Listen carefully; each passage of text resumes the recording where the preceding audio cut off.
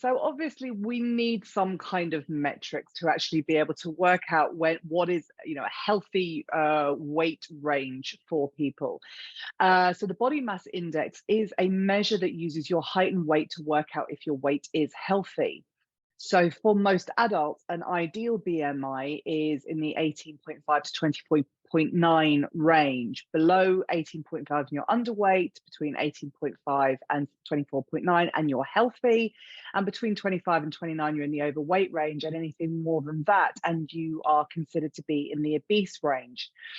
There are some major flaws with the body mass index. It absolutely doesn't take into account build. It is literally height and weight. And, we have situations like a very good friend of mine is the same height as me, but she has, like her wrists are about like half the size of mine.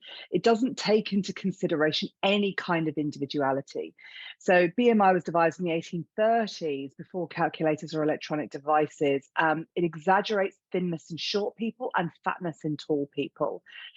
Waist size is linked to diabetes risk, regardless of BMI. That's really important to note. So your BMI could be fine, but if your weight size weight to height metric is out of range, you could still be diabetic. So it's not giving you much in terms of information, and it doesn't measure body fat percentage or distribution.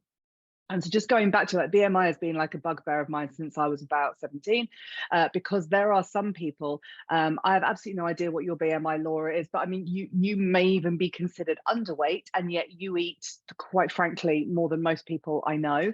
And and I worked incredibly hard to get to 25. I managed to get to 25 once, and literally every single person was telling me that I looked, completely skinny and ribby and was underweight. So it just doesn't take into any kind of individuality.